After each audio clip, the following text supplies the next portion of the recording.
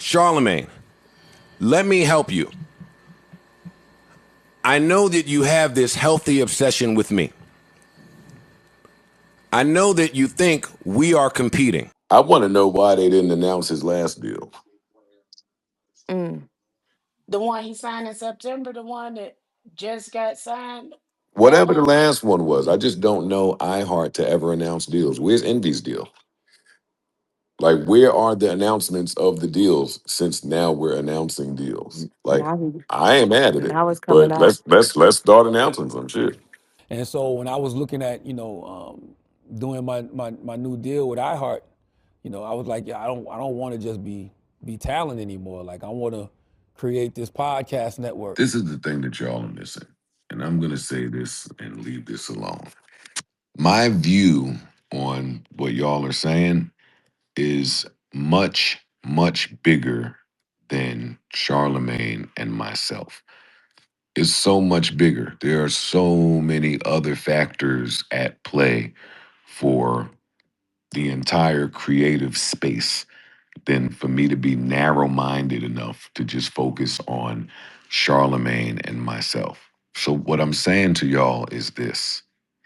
Even if it's a lie, even if none of it is true, it's very important to me that somebody knew what the lie should look like. I didn't turn down anything. Our negotiation, we never even had a negotiation. It never got, we had a phone call.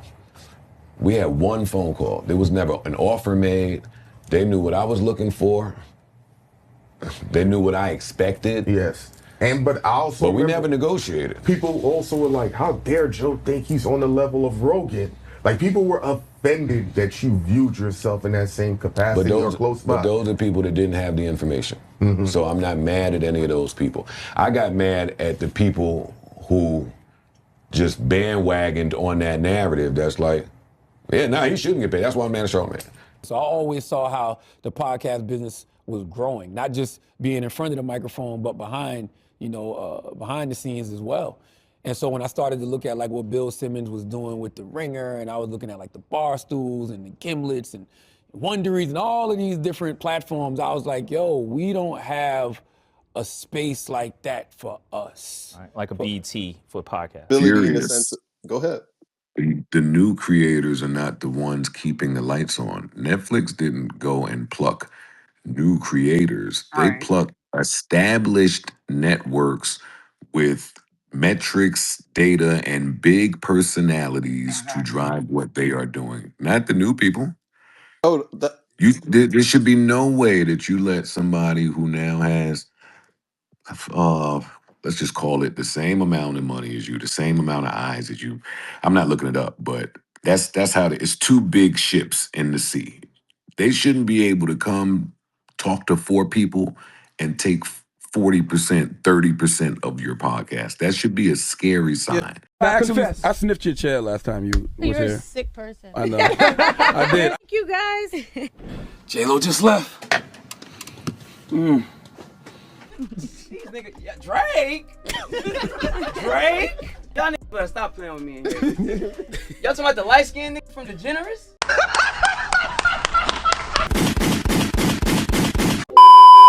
Welcome back and what's good? This is the Furious Robinson podcast and I'm your host, Furious. I'm here to document ego, power, leverage, and accountability in hip-hop media. Hit the like button early, drop a comment for the algorithm.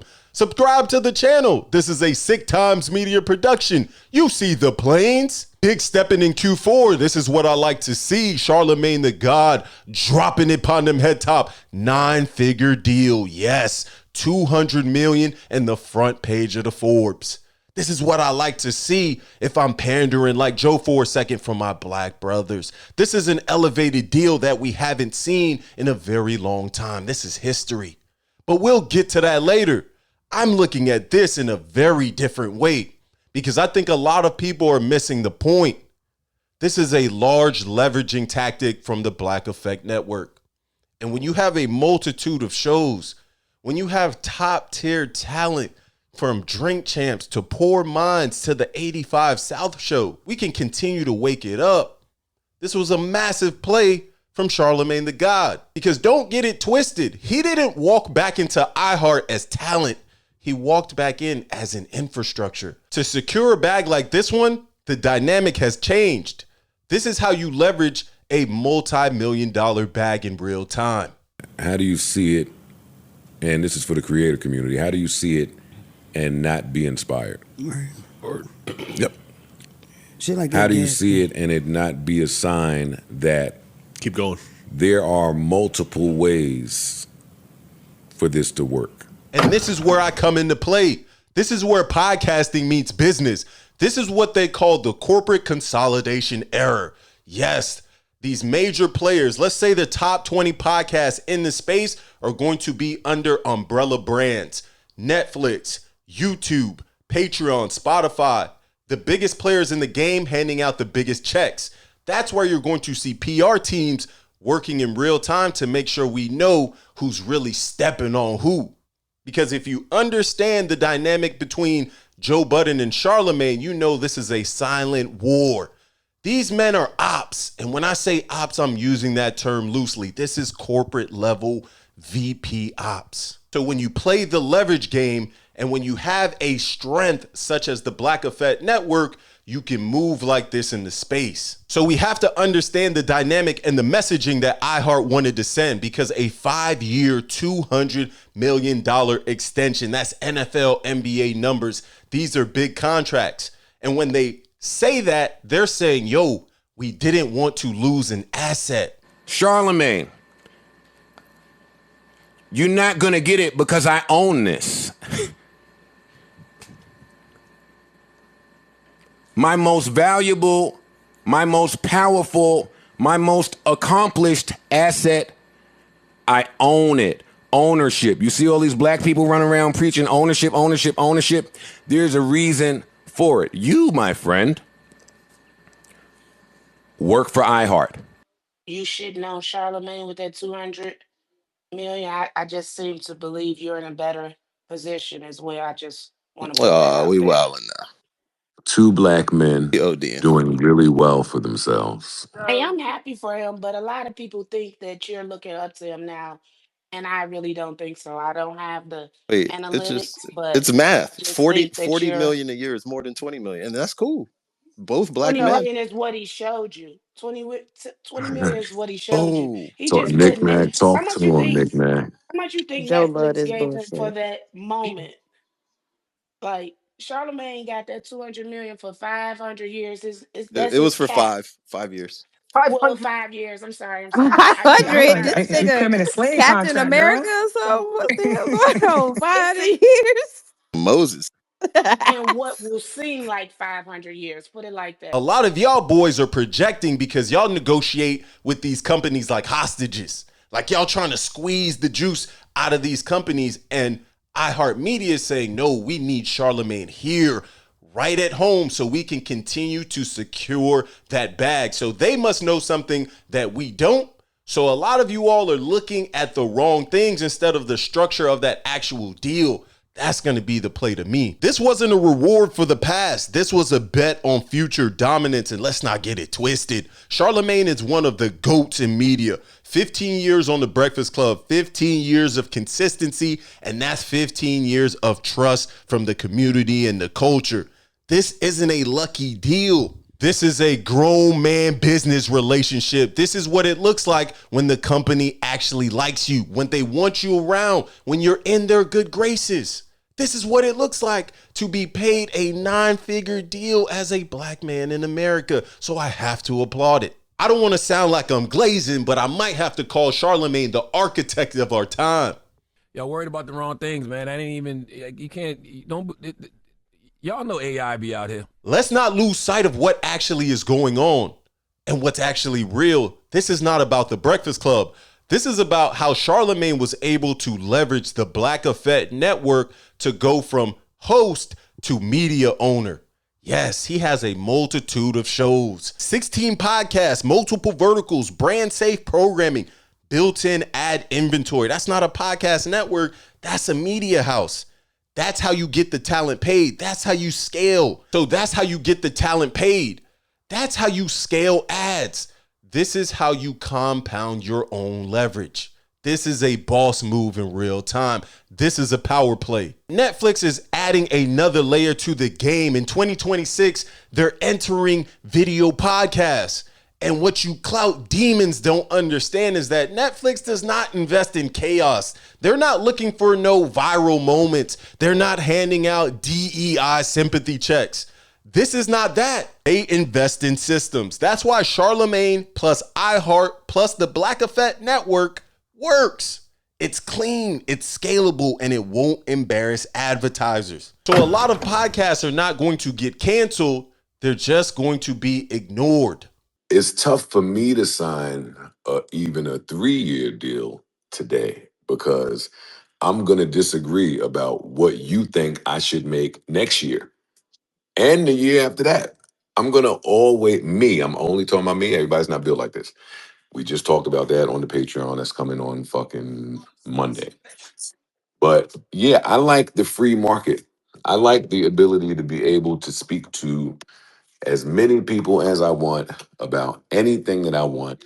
I like the ability to go from 10 million 1 year to 20 in 1 year. I like all of that. I like the ebbs and flows that come with this. And it's not for everybody. So, Furious, you keep saying 20 is less than 40, but I was fucking with you, big dog. all right, because I was about to set it straight. Don't I was don't about to set it don't straight. rent us. And I respect what Joe Budden is saying here because obviously he's stating that he's such a creative mind year over year. While you try to stifle my respective talent, I'm going to want to break out of that box. I'm going to want to do this when you're looking for me to do that. That's old news. And I respect that. But that's a different leveraging arm from Charlamagne the God. He's an infrastructure. He has the Black Effect Network. He can stand on the 85 South Show. He can stand on Poor Minds. He can stand on Drink Champs. He has a Rolodex of shows that he can bring to advertisers and say, hey, what are you trying to get off today? And that's a big arm when it comes to negotiations. And this was a spirited space, so I can't skip over some of these D-level podcasters, aka Julian from Something's Wrong with the Podcast, giving his 2 cents on Rory and Maul's new Netflix deal.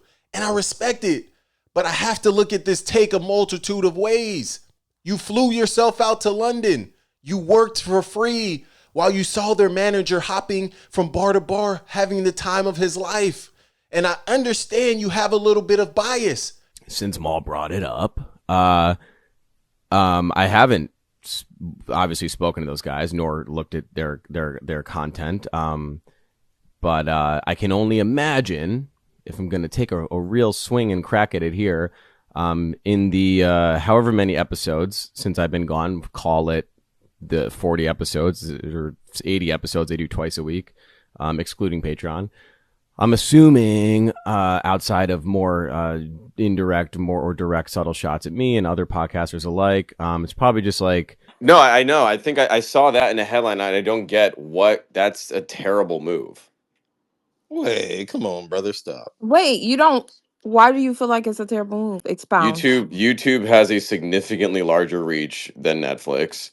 I Like agree. the ownership of, from what I saw again in like a 100 word, summary, from what I understand, they will no longer own their YouTube content. They gave up video rights, which again, Oh I know we're damn. speaking. Well, I'm saying that's what the article was Turns given. out you did read a little bit Well, of I'm it. saying if I'm wrong, No. if I'm wrong, let me know. But from what I read, I didn't read it, so I can't tell you. they don't I own saw they that. I don't read own the that. YouTube rights, and the full video migration is going to Netflix, a That's right. platform with lesser reach than YouTube, and just like not. I just think like it's obviously it's very financially beneficial for Charlamagne because the 200 million, that's a great headline flashy number, but And Rory. is this move, Joe. I think it's a bit advantageous for like the shows that have been brought into this deal as a part of it, like. But when you clout chase on a Joe Budden stage,